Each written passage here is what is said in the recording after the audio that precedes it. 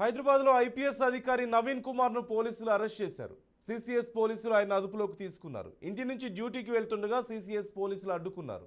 Retired IAS Banwarlal ఇంట్లో Naveen Kumar అద్దెకుంటున్నారు. Fake డాక్యుమెంట్లతో ఇల్లు కబ్జాకు నవీన్ కుమార్ ప్రయత్నించాడు. పోలీస్ అకాడమీలో నవీన్ కుమార్ విధులు నిర్వహిస్తున్నాడు. అయితే నవీన్ కుమార్ అరెస్టును 21 బీసీ సంఘాలు ఖండించాయి.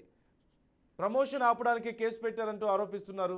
సీఎం రేవంత్ జోక్యం చేసుకోవాలంటూ బీసీ సంఘాల నాయకులు వినతి పత్రాన్ని ఆయనకు సమర్పించారు.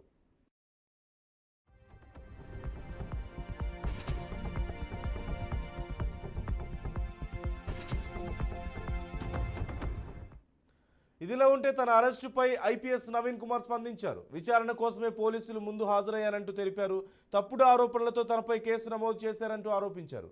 త్వరలోనే వాస్తవాలు బయటకు వస్తాయంటూ తెలిపారు.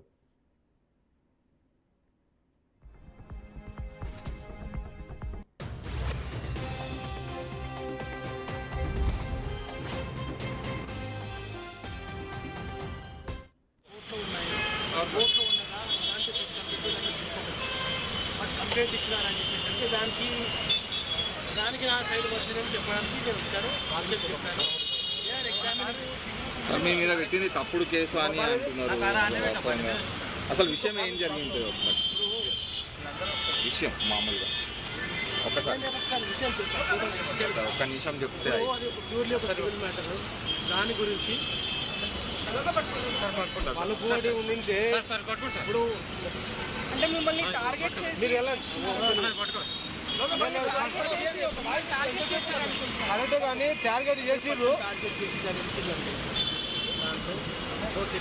టార్గెట్ చేసి కానీ ప్రూఫ్